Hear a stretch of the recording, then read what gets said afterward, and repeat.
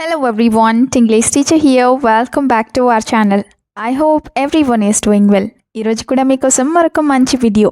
ఈ వీడియోలో అయితే మనం రోజు చాలా ఫ్రీక్వెంట్గా వాడుతూ ఉండే కొన్ని సెంటెన్సెస్ని ఇంగ్లీష్లో ఎలా చెప్పాలో ఈజీగా ఎగ్జాంపుల్స్తో సహా చూసేద్దాం. సో వీడియోలో ఉన్న సెంటెన్సెస్ మీకు యూస్ఫుల్గా అనిపిస్తే మర్చిపోకుండా ఒక లైక్ ఇచ్చేయండి. ఇప్పుడైతే ప్రీవియస్ వీడియోలో నేను మిమ్మల్ని 2 క్వశ్చన్స్ అయితే అడిగాను కదా, వాటి ఆన్సర్స్ని చూద్దాం. ఫస్ట్ వన్ ఈజ్ ఎండలో వెళ్ళకు.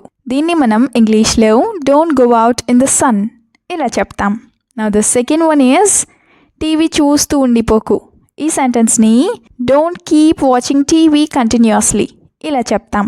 ఇప్పుడు మీకోసం ఈ వీడియోలో అయితే 2 క్వశ్చన్స్ ఉంటాయి కదా, వాటిలో ఫస్ట్ వన్ ఏంటంటే ఏదో ఒకటి చెయ్యి లేదా ఏదో ఒకటి చేసుకో. దీన్ని ఇంగ్లీష్లో ఎలా చెప్తాం? How do we call this in English? Let me know in the comments. Now the second one is తలనొప్పి విపరీతంగా వస్తోంది. ఈ సెంటెన్స్ని ఇంగ్లీష్లో ఎలా చెప్తామో మర్చిపోకుండా కామెంట్ సెక్షన్లో కామెంట్ చేయండి. ఇప్పుడైతే లేట్ చేయకుండా మన వీడియోలో ఉన్న సెంటెన్సెస్ని స్టార్ట్ చేసేద్దాం. Let's get started. Sentence number 1 of this video is చూసుకొని పని చెయ్యి. ఇది చాలా ఫ్రీక్వెంట్గానే అంటూ ఉంటారు కదా, సో దీన్ని ఇంగ్లీష్లో do your work carefully or do the work carefully ఇలా చెప్తాం. అంటే చూసుకొని జాగ్రత్తగా పని చెయ్యి అని. అదే నువ్వు చేసే పని మీద నీకు శ్రద్ధ లేదు, కనీసం నువ్వు చేస్తుంది నీకైనా తెలుస్తుందా లేదా నీకు కూడా తెలీదు ఇలా చెప్పాలనుకుంటే you have no focus on what you are doing, you don't even know what you are doing. You have no focus on what you are doing, you don't even know what you are doing ఇలా చెప్తాం. You have no focus on what you are doing అంటే నువ్వు చేసే పని మీద నీకు శ్రద్ధ లేదు అని. అదే నువ్వు ఇంత అజాగ్రత్తగా ఉంటే ఏ పనైనా సరే పూర్తి చేయడం చాలా కష్టంగా ఉంటుంది ఇలా చెప్పాలనుకుంటే if you are this careless it will be hard to complete any task. If you are this careless it will be hard to complete any task ఇలా చెప్తాం.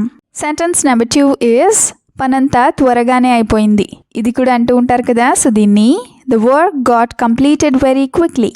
The work got completed very quickly ఇలా చెప్తాం.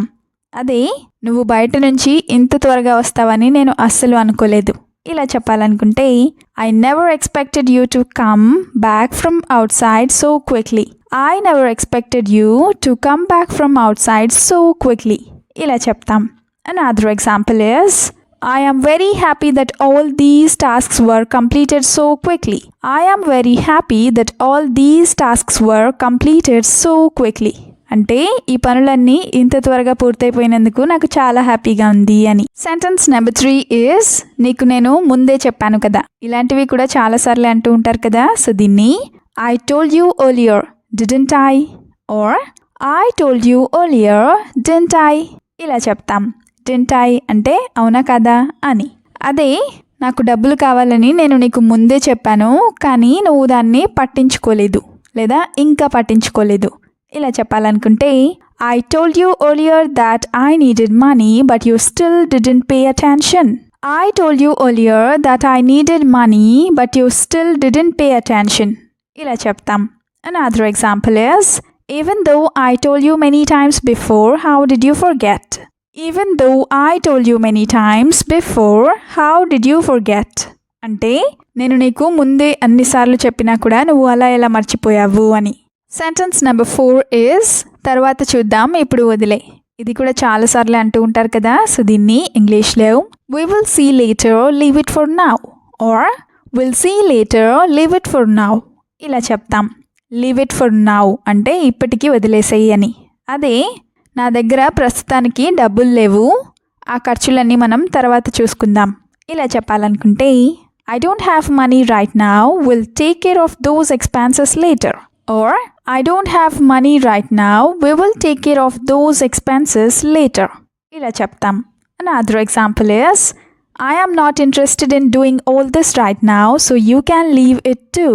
I am not interested in doing all this right now, so you can leave it too. అంటే ఇవన్నీ చేయడం నాకు ప్రస్తుతం ఆసక్తి లేదు లేదా ఇవన్నీ చేయడం ప్రస్తుతం నాకు ఇంట్రెస్ట్ లేదు, కాబట్టి నువ్వు కూడా వదిలేసేయి అని. సెంటెన్స్ నెంబర్ 5 ఈజ్ నిజంగానే అంటున్నావా. ఇది కూడా చాలాసార్లు అంటూ ఉంటారు కదా, సో దీన్ని are you really saying that, are you really saying that ఇలా అడుగుతాం. అదే నువ్వు సీరియస్గా అంటున్నావని నేను అనుకోలేదు, నువ్వు జోక్ చేస్తున్నావని నేను అనుకున్నాను ఇలా చెప్పాలనుకుంటే I didn't think you were serious. I thought you were joking. I didn't think you were serious. I thought you were joking. ఇలా చెప్తాం. Another example is, when I am serious, you joke. That's why when you spoke seriously, I thought it was a joke.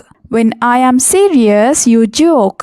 That's why when you spoke seriously, I thought it was a joke. అంటే నేను సీరియస్గా మాట్లాడినప్పుడు నువ్వు joke చేస్తావు, అందుకే నువ్వు సీరియస్గా మాట్లాడుతూ ఉంటే నేను జోక్ అనుకున్నాను అని. నెక్స్ట్ సెంటెన్స్ ఈజ్, అలాగే ఉంచు తీయకు లేదా తీయొద్దు. ఇది కూడా చాలాసార్లు అంటూ ఉంటారు కదా. సో దీన్ని live it as it is, don't remove it. Live it as it is, don't remove it. ఇలా చెప్తాం. Leave it as it is అంటే అది ఎలాగుందో అలాగే వదిలేయి అని. అదే నీ డ్రెస్ అలాగే హెయిర్ స్టైల్ చాలా బాగున్నాయి, నువ్వు వాటిని మార్చొద్దు లేదా తీయొద్దు. ఇలా చెప్పాలనుకుంటే, your dress and hair style are very nice, don't change anything. Or your dress and hair style are very nice, so you don't change anything. ఇలా చెప్తాం. అదే నేను పెట్టిన వాటిని నువ్వు అక్కడే వదిలేసేయి, వేటిని తీయొద్దు లేదా ఏ వస్తువుల్ని అస్సలు తీయొద్దు.